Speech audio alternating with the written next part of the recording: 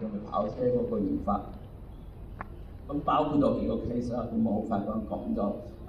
2024嗰陣時就係小米 SU7 嘅 Ultra 原車咧，就破咗紐布零嘅紀錄，就6分46秒。但係呢個係 prototype 嚟嘅。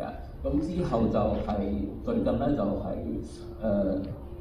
比亞迪仰望 U9 嘅 Extreme 版，呢、個其實應該係個限量版，大概係20架左右。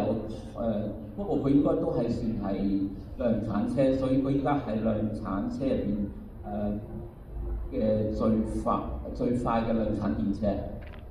咁同埋佢係破咗一個極速嘅世界紀錄嘅。咁另外就係廣汽嘅 TT 啦，咁佢嘅有個電動漂移嘅紀錄。